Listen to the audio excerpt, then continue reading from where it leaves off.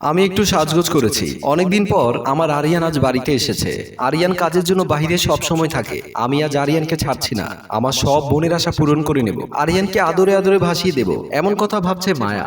এদিকে বাহিরে ওয়াশরুম থেকে আরিয়ান বের হতে আরিয়ানের ছোট শালী শিউলি সামনে দাঁড়িয়ে পড়লো। আরিয়ান চমকে উঠল। তার কারণ হচ্ছে শিউলি খুব বদমাশ ধরনের মেয়ে। আরিয়ানকে পেলে কাছে পেতে চায়। আরিয়ান বলল, তুমি আমার সামনে দাঁড়ালে কেন? তোমার বোন দেখতে পেলে অনেক ঝামেলা হয়ে যাবে। শিউলি বলল, আমি আমার বোনকে ভয় পায় না। আমি তোমাকে আজ বাসর ঘরে নিয়ে যাব। বাসর করবে মানে? কি বলছো তুমি? পাগল হয়ে গেছো? শিউলি বলল, আমি তোমার জন্য পাগল হয়েছি।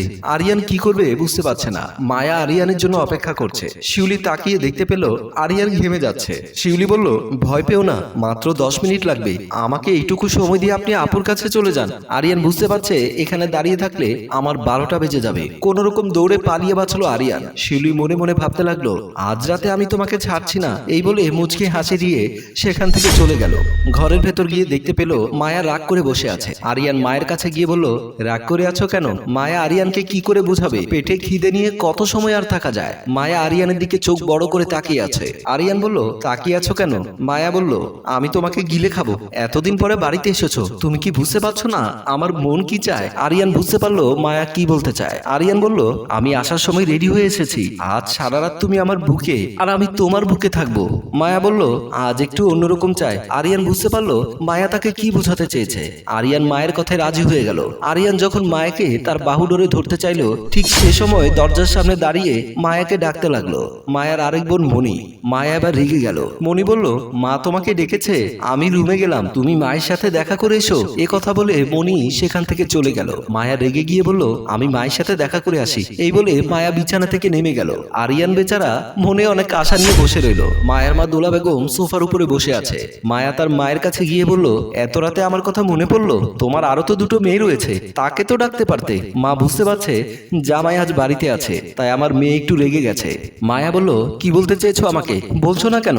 মায়ের চোখ রাগে লাল হয়ে গেছে। কি করবে বুঝতে পারছে না। অনেক আশা নিয়েছিল আজ আরিয়ানকে সময় দেবে, তার হয়ে উঠছে না। মা বলল, আমার জন্য 1 কাপ চা বানিয়ে নিয়ে আয়, আমার খুব চা খেতে ইচ্ছে করছে। মায়া রেগে গিয়ে কি করবে বুঝতে পারছে না। কোনো উপায় না পেয়ে মায়ের জন্য চা বানাতে গেল। মা মুচকি মুচকি হাসতে লাগলো।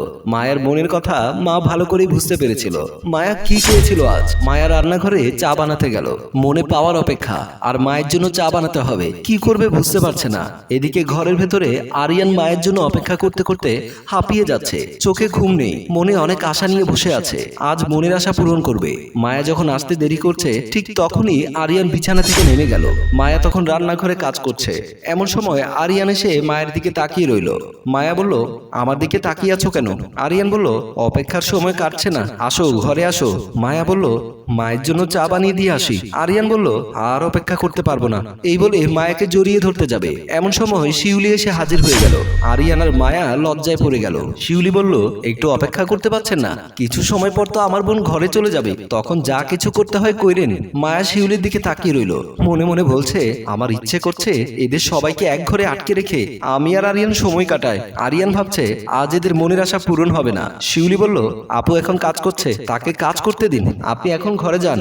আরিয়ান কোনো কথা না বলে সেখান থেকে চলে গেল। মায়া রেগে আছে। শিউলি বলল, অপেক্ষার ফল মিষ্টি হয়। এই কথা বলে হাসতে হাসতে শিউলি চলে গেল। মায়া মনে মনে বলতে লাগলো, আমার মনে হয় এভাবেই রাত কেটে যাবে, আমার মনের আশা পূরণ হবে না। এদিকে ঘরের ভেতরে বসে আছে মনির স্বামী নয়ন। নয়ন সবসময় মনিকে জ্বালাতন করে। মনির অনেক ঘুম পেয়েছে। নয়ন মনিকে বলল, আসো না, একটু কাছে আসো, আমি আর নিজেকে ধরে রাখতে পারছি না। মনি বলল, আমার সবসময় এমন ভালো লাগে না, আমাকে আজ মাফ করে দাও। নয়ন বলল, আমি খিদের জ্বালা সইতে পারি না, আমাকে আজ খেতেই হবে। মনি মনে মনে ভাবছে, আমি যদি এই লোকটাকে একটা বিয়ে করিয়ে দিতে পারতাম তাহলে আমার অনেক ভালো লাগতো। আমি আর সইতে পারি না, এমন কোনো রাত নেই যে আমাকে রেহাই দিয়েছে। নয়ন মনে মনে বলছে, আমি জানি তুমি কি ভাবছো, যত যাই কিছু করো না কেন, আমি তোমাকে আর ছাড়ছি না। এই কথা বলে নয়ন মনিকে জড়িয়ে ধরলো। দোলা বেগম সোফায় বসে আছে আর অপেক্ষা করছে কখন তার মেয়ে চা নিয়ে আসবে। এমন সময় মায়া মায়ের জন্য চা বানিয়ে নিয়ে এসেছে। দোলা বেগম মায়ের দিকে তাকিয়ে বলল, অনেক কষ্ট করলি মা আমার জন্য। মায়া মনে মনে ভাবছে, আমি ভালো করেই জানি ইচ্ছে করে আমার সাথে এমন কিছু করেছো। দোলা বেগম চা মুখে দিয়ে বলল, অনেক সুন্দর চা বানিয়েছিস, আমার আর কোনো মেয়ে এমন চা বানাতে পারে না। দোলা বেগমের কথা শুনে মায়ার মাথা আরো বেশি গরম হয়ে যাচ্ছে। মায়া বলল, তোমার কি আর কিছু লাগবে? দোলা বেগম বলল, আমার পা গুলো খুব ব্যথা করছে, যদি একটু আমার পা টিপে দিতি তাহলে খুব ভালো হতো। মায়া মায়ের মুখের দিকে তাকিয়ে আছে, কি করবে বুঝতে পারছে না। দোলা বেগম বলল, থাক, কষ্ট হলে আমার পা টিপে দিতে হবে না। মায়া বলল, আমার কোনো কষ্ট নেই, আমি পারবো। এই কথা বলে মায়ের পা টিপতে লাগলো আর আরিয়ানের কথা ভাবছে, কখন আরিয়ানের সাথে দেখা করবে। মা মুচকি মুচকি হাসতে লাগলো। এদিকে আরিয়ান অপেক্ষা করছে কখন মায়া আসবে, নিজেকে আর ধরে রাখতে পারছে না। এমন সময় মায়া ঘরের ভেতরে আসলো। মায়া বলল, এবার তুমি ঘুমিয়ে পড়ো, আজ অনেক রাত হয়েছে। আরিয়ান বলল, যেমন করেই হোক আমি আমার মনের আশা পূরণ করব। মায়া বলল, ঘরের ভেতরে আজ মনের আশা পূরণ করা হবে না, সমস্যা নেই, আমার কাছে আরো উপায় আছে। এই বলে মায়ার হাত ধরে ঘর থেকে বেরিয়ে আসলো। আরিয়ান মায়াকে নিয়ে ছাদের উপরে চলে আসলো। মায়া বলল, আমাকে ছাদে কেন নিয়ে আসলে? আরিয়ান বলল, ঘরের ভেতর লোকজনের জন্য কিছুই করা গেল না, তাই তোমাকে ছাদে নিয়ে আসলাম। মায়া বলল, আমার এখানে খুব ভয় করছে, চলো আমরা নিচে চলে যাই। আরিয়ান ভাবছে, আমি তোমার কথা শুনছি না, আমার মনে আজ যা চাইবে আমি তাই করব। মায়া বলল, কি ভাবছো? চলো আমরা চলে যাই, আমার ভয় করছে। আরিয়ান বলল, আমি তোমার ভয় দূর করে দিচ্ছি, অনেকদিন পর আমি তোমার কাছে এসেছি, কিন্তু আমি তোমাকে কাছেই পাচ্ছি না। মায়া মনে মনে ভাবছে, কষ্ট তো আমার হচ্ছে তোমাকে কাছে না পেয়ে। আরিয়ান বলল, আমি আর সময় নষ্ট করতে চাই না, আসো কাছে আসো। মায়া যখন আরিয়ানকে জড়িয়ে ধরতে যাবে ঠিক তখনই একটি ছেলে ছাদে চলে আসলো। ছেলেটির নাম আজাদ। মায়া বলল, এত রাতে তুই ছাদে আসলি কেন?